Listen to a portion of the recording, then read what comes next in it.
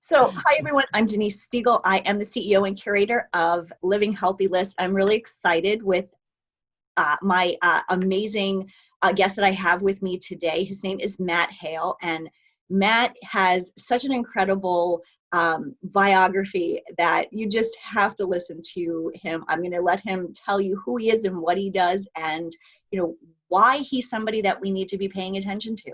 So, Matt, thank you again for being here. Oh, I just like connecting with people. I think that's good enough to pay attention. So my name's Matt Hale. I'm currently talking to you from Perth, Western Australia, one of the world's most remote cities. However, I do usually get out a lot more than I am doing, obviously, at the moment. I travel the world with a couple of things that I currently do and have been doing for the last 10 years, which is I was doing a lot of comedy hypnosis shows, mainly for corporate events and theatres. But in the last 10 years, that's kind of swung around to a lot more big presentations, keynote talks, presentations at conferences on what I know about, how the mind is able to make new patterns and combat things it wants to change quite easily if you know the right way to tweak and think things. So that's what I've been kind of working over the last few years. I started out very differently though. I started out as a DJ when I was 15 and a bit of community radio as well. So I'm talking about, I was mixing vinyl when I was 15 and then doing a little bit of DJing on the radio. Then I started working in clubs when I was 18 and started doing a bit more radio work as well. I traveled around the world a bit with my DJ work in clubs. Eventually came back to the UK where I was originally from. I'm now in Australia. And I actually started becoming fascinated with what the mind could do. I saw someone do an incredible memory demonstration, thought they must have some kind of incredible brain. Turns out it's just a technique and they said, look, and you can read about my memory technique in this book.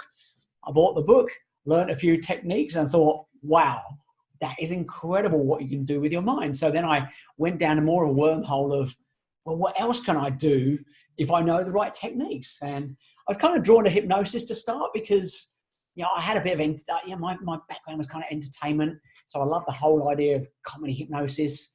But back when I started, very cliched style, lots of strange, mysterious hypnotists, swinging watches and focusing on things and, telling you it's a power they were born with and very commanding and authoritarian. But I kind of saw through that a bit and thought, well, I kind of want to find out what the psychology behind that is, the parasuggestion, how it meshes with relaxation and how the mind works. And so that led me into doing my comedy hypnosis shows many years later because I had a great career in radio, which prevented me from just quitting everything for quite a while. And so that kind of steps up to here today and currently in lockdown. And as one of many entertainers and speakers around the world who suddenly found all their live events being cancelled for the foreseeable future, I started looking around and think, well, what do I know what I can put out there? And, my tool belt is full of mental tips and tricks. So over the last couple of months, I've been sharing a lot of ways to be able to use your mind to kind of get the results you want and also combat some of the, strange problems which are becoming a bit more amplified because of these times. Yeah, and it's amazing. I've been watching your videos. I found it, of course.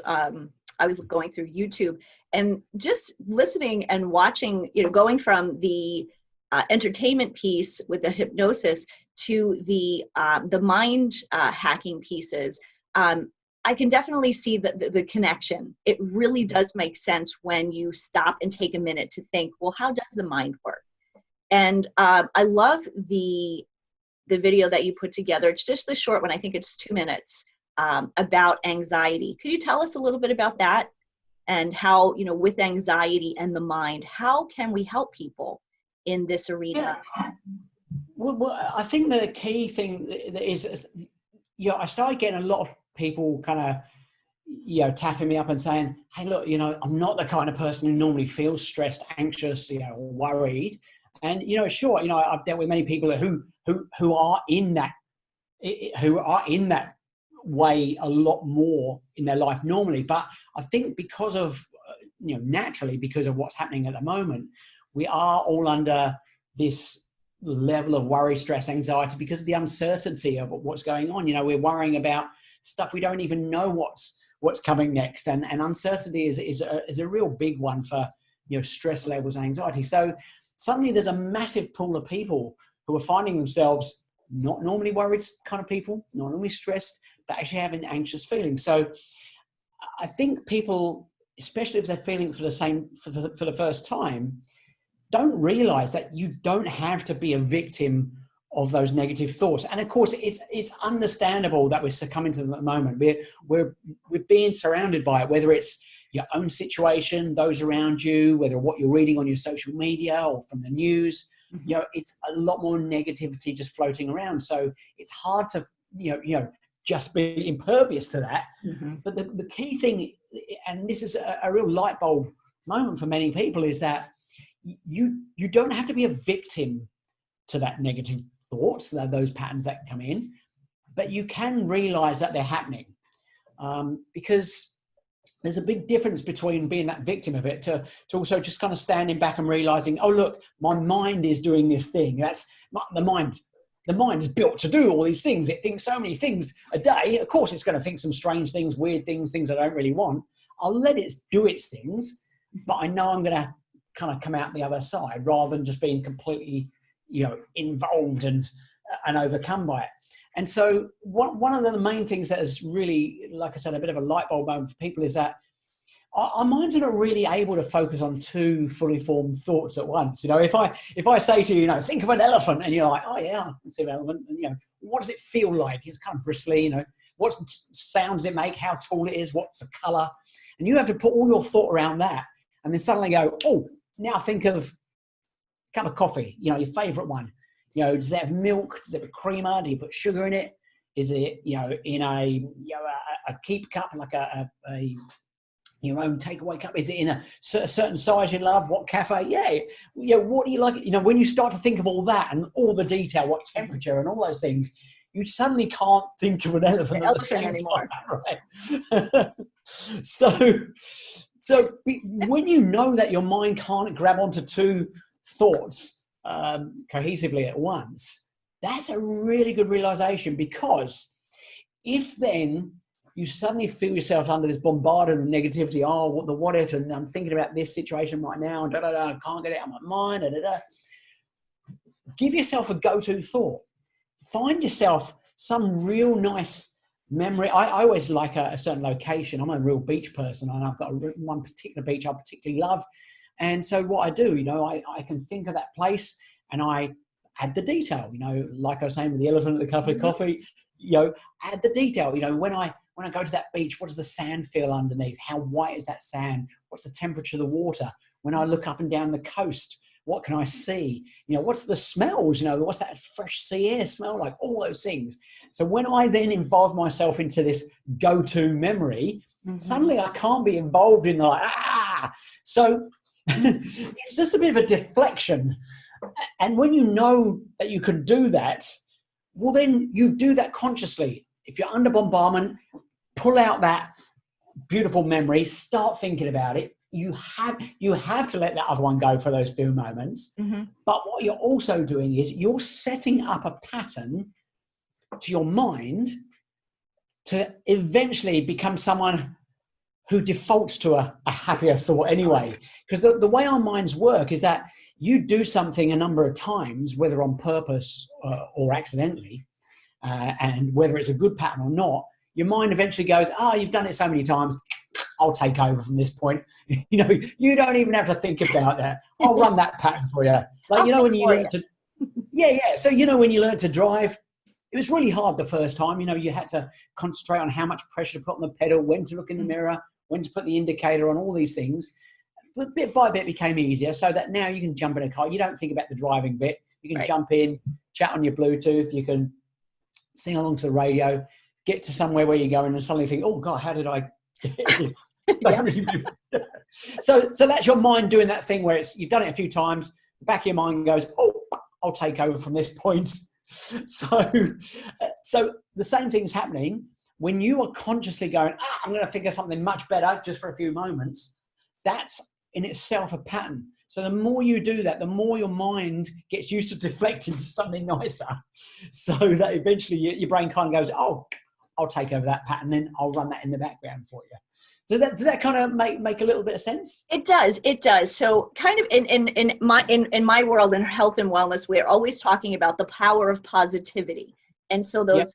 that positive, that memory that you're talking about is really, it really is, it's not the same, but it's not the same, but it's similar. Yeah. When you start to, reminding yourself positive thoughts. And I never really thought about it as kind of the more you do it, the more, your mind just kind of takes over. But I can see that where it does become a pattern, because I know there are people that I know who are very negative or have been very negative about situations. And then just as they start to kind of come out of whatever it is, like, the situation, at some point we will be out of this. It's hard now. And I think it's hard when you're in the midst of something to realize how negative and how it affects you. Yeah, and that repetition we're talking about, that if you feel a certain way about something, and is it maybe a certain bad situation, and then the people around you are fairly negative, and they're all saying, "Oh, isn't it terrible because of this? Oh, you're right, it's terrible because of that. Right, you're right." Like that's amplifying that thought, right, and feeding it back to you. But however, if someone else around, you suddenly have a different 5 people around you who are going, "Oh, it's not that bad because this," and like, "Oh, I hadn't thought about that. Oh, yeah, and this, and this," and you're surrounded that. You've been amplifying that side, and the more you're feeding a certain one thought in, the more, like I said, it becomes that pattern. The brain kind of goes, "Oh, that pattern, I'll run that one then. I'll think that way." We're not born as like a, quite often people say to me, "Oh, I'm just not a morning person," right? Well, yes, that may be true. Like you're not a morning person right now, but that's not in your genes, right? Mm-hmm. That's because, you were someone who loved late nights and hated getting up early.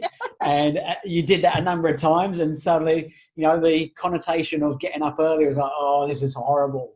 But, if you start planning to get a good night's sleep, mm-hmm. Get up when that alarm goes off, think about, "Oh, I'm going to feel really great when I get up tomorrow. I'm really looking forward to getting up early tomorrow because I'm going to get this done. I'm going to feel great. I'm going to go to the gym," or whatever it is. I'm going to sit with the kids, whatever it is. You start putting that spin on it. Hey, guess what? Suddenly you become a morning person because you're teaching your mind, and eventually your mind goes, "Oh yeah, that pattern, good, sorted." So really, it really is about that repetition and that muscle. Like we talk about muscle memory and health and wellness. Yeah. It sounds like it's the same thing with our mind. It's just this muscle instead of these muscles. I honestly, I say this all the time. If a sports person comes to you and say, I want to be better at kicking goals. Well, you're gonna use that leg muscle, and you're gonna do it multiple times in the right, correct way. And exactly the same. You want to think a certain way. Well, we're going to exercise that muscle, and we're going to keep exercising it until it's like it's just natural. It's natural. Are there ways for people, like somebody now, in this time, they're feeling this anxiety that they've never felt before, or maybe it's just it's amplified. So, and we're telling them, we need to think of a positive thought. When someone is so new to this or so deep into it, are there ways to make it easier? Yeah, and there's a couple of very, very easy ways, actually. I think the one thing to actually realize, and again, sometimes it's just the smallest little bit of information, and you've not ever thought of that. And I think, like I was just saying a moment ago, when I was saying, you're not born not a morning person, or I'm a night, you've taught yourself that. It's realized that, accept that anxiety in itself, stress and worry, that is a learned behavior in itself. So if you're starting to feel like that, you can consciously come back and realize, okay, for me to not always respond to it like this, for me to come out of this, not succumbing to it, I have to step back, realize it's not a learned behavior, and I don't want it to be part of me. And you can actually reassure yourself, you can look around yourself and say, actually, do you know what?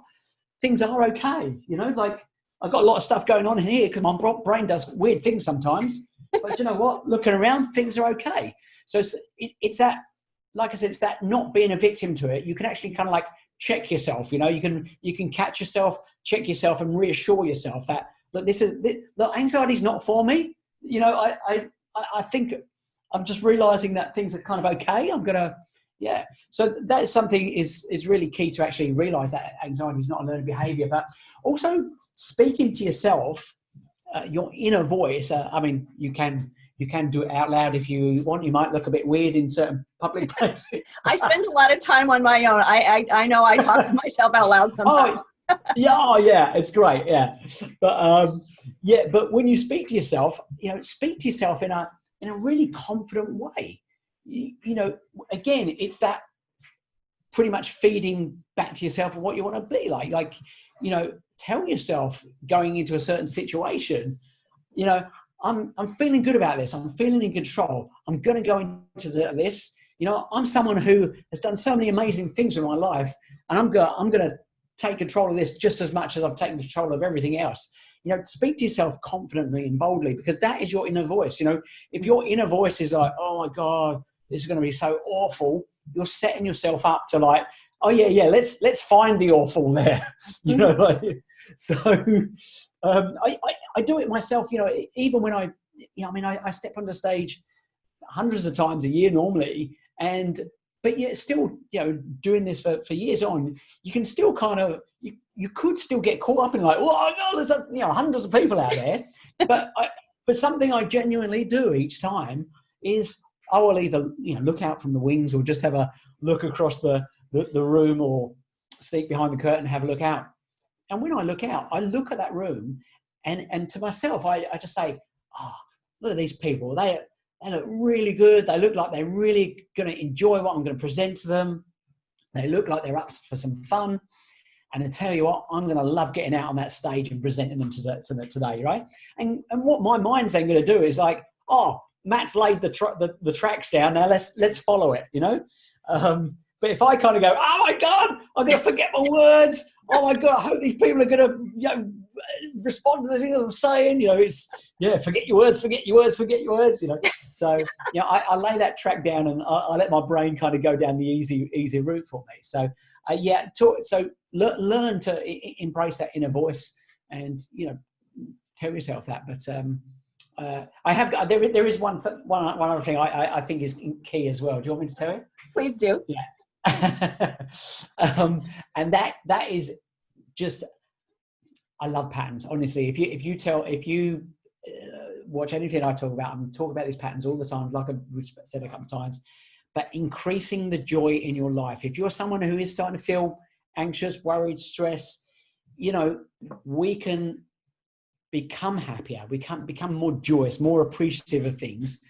But again, it's a learned pattern. So let's lay that down, right? So absolutely, if you're not finding time, you know, at the end of the day, it's been a chaos day, you know, you've got to realize that you have to actually force some happiness, some joy, something that makes you feel good. You know, no matter how simple or complex that is, and, you know, we're going to have to make up different ways of doing things in our strange times at the moment, but just find something, you know, whether it's as simple as just reading a book and you've not done that for years, or it's, you know, getting out and doing something, if you can, that you know, normally only treat yourself to. But if you could just give yourself a bit of time in the day, but just for you, and you know that playing that game, doing that, whatever, gives you joy, always gives you some kind of happy buzz, force it into your life, because you are building a pattern of happiness out of that.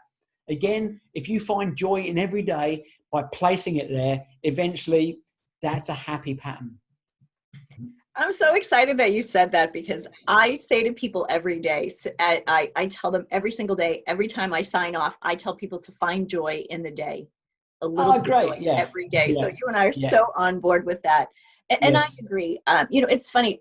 I think a lot of times people think of, when they think of anxiety, they think it's a physical thing, but it really is a mental thing. It's really it's all what's going on between our ears.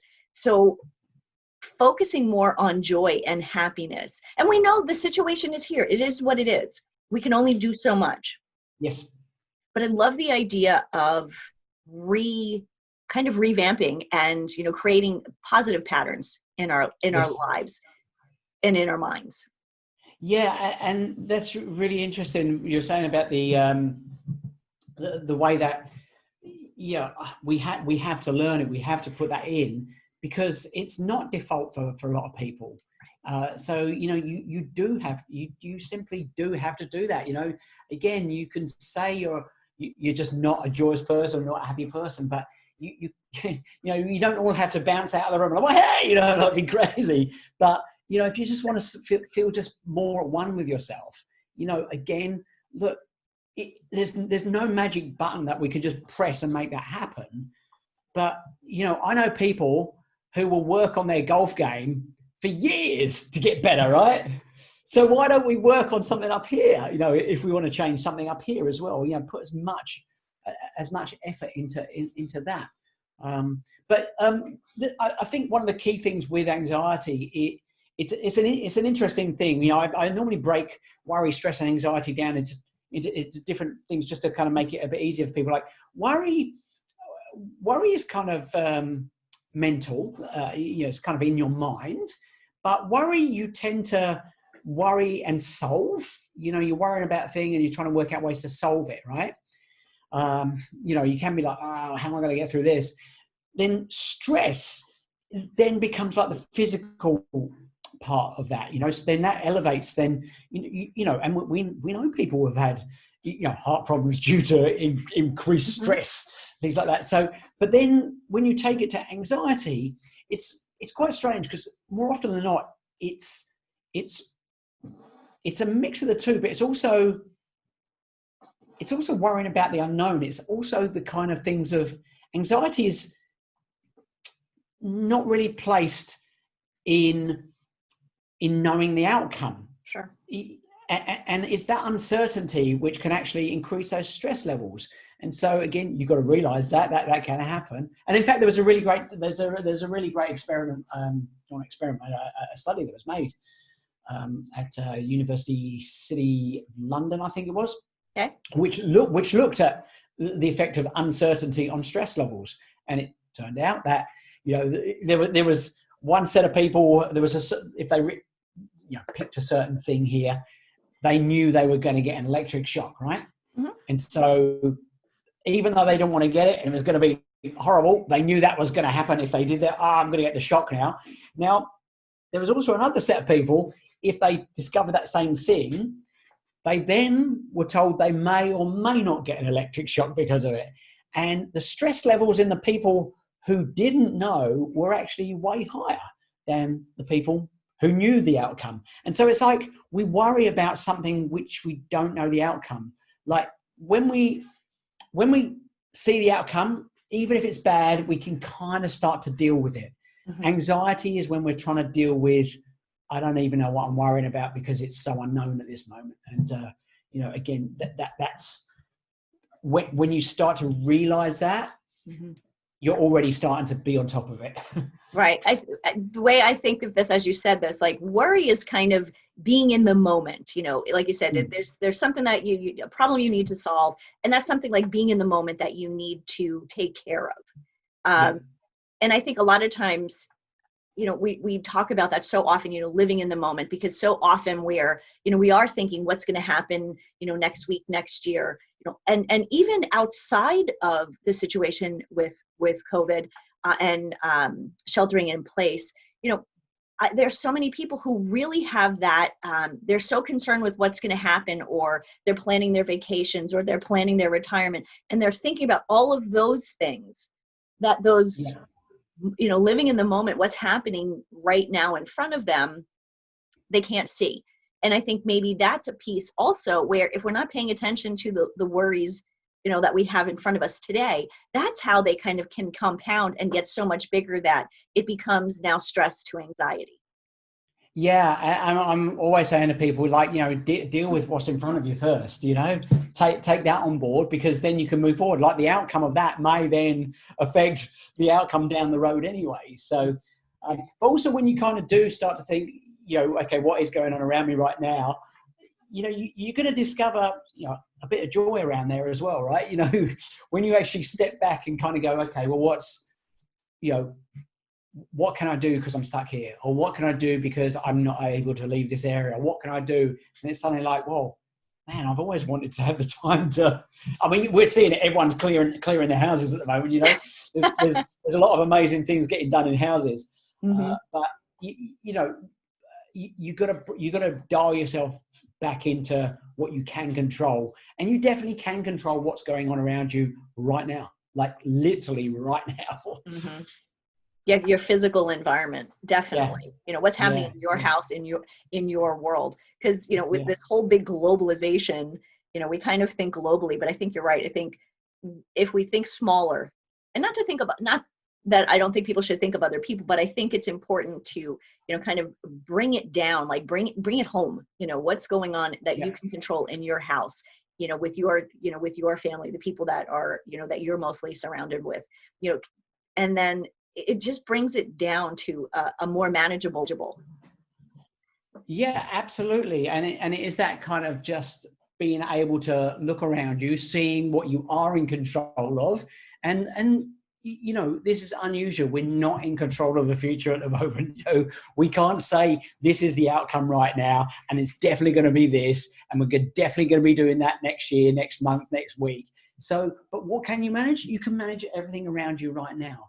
And I think we were mentioning earlier, you know, if you can start to look for the little positives of the situation, no matter how bad things are. And, you know, there's the people are obviously losing their livelihoods, their health, there's lots of horrible things happening, but look around you. What can you change? What can you affect? Because those are the things. And whether good or bad the outcomes, you know what's happening. And like we said, the uncertainty, it's just wasted. It's just wasted mental energy. You can't give yourself that burden of worrying about the unknown. It's a ridiculous thing to kind of waste your mental energy on. But start looking around you, start getting that pattern of positivity, look for the good, become someone that people kind of looks around and goes, like, well, this is a positive person. I want to be around this person, you know? Exactly. I think that it's really important, you know, being that positive person. It's funny you said when we think about it, you know, we can't, you know, there's so much uncertainty. We can't predict the future. But I thought, you know, when you think about it, we can't do that anyway. Like, no matter in the best of times, we can't predict the outcome of something. You know, we can work towards things. And I think, yes, this is such a unique situation, but I think it's important to remind people that we can't predict the future anyway. So it really is about bringing it home and doing what we can do to, you know, create an outcome. But it really is about, you know, that positive mindset, those positive thoughts, that bringing joy in, and then slowly we can take those steps and hopefully train our minds. Yeah, well, I mean, of course, like everything we've talked about today is a template that you can use at any point in your life, and people should be implementing these things. You should be putting joy in your life every day. You know, you should be able to deflect kind of negative thoughts when you need to. It's just that what's happening is there's a lot of people suffering from this on a much bigger scale and much more regularly than they would expect or normally do, because naturally, because of the situation. So I think that's why we're seeing the increases in people needing ways to combat it. And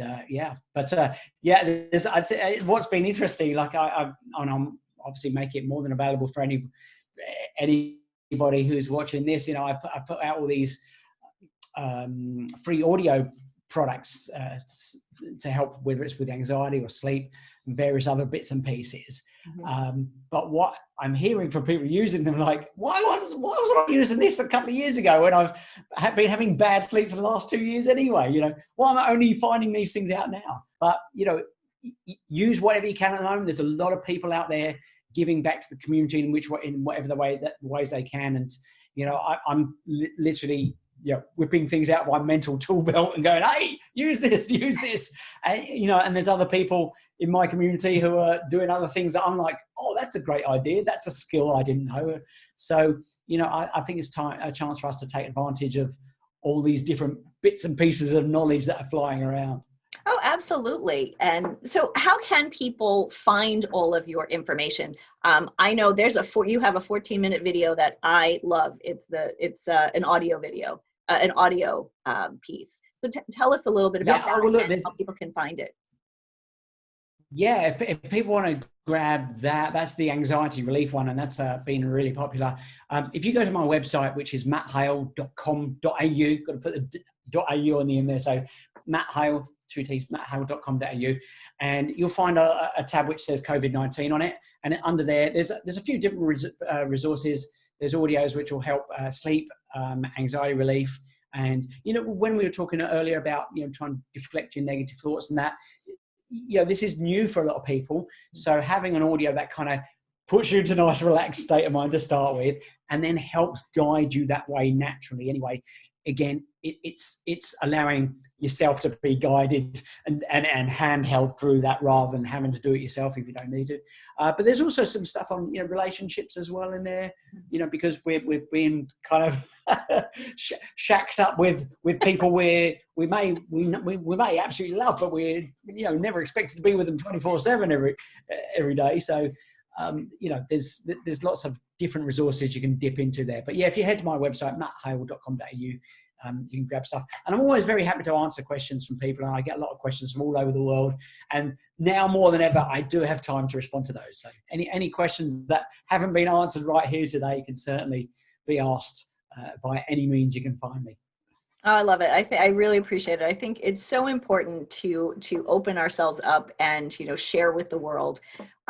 We have gifts. You have unique gifts, and I feel really special that now because of all of this craziness and that you've been home and you're not doing your big events, that I've somehow, because of that, I get to meet Matt Hale and what Matt has to offer and to share. And now our audience at Living Healthy List, this is really, I think, as it's a hard time, it's a different time. But again, I think this is one of those pieces of joy that I will bring out of this is the people that I've met and the connections that we're making, and hopefully we're making a difference in so many people's lives. And so Matt, I thank you so much. Oh, absolute pleasure. And pretty much you've said exactly what my thoughts do. This wouldn't have happened without what's going on. So it's another little positive. And I love the fact that we're both people who kind of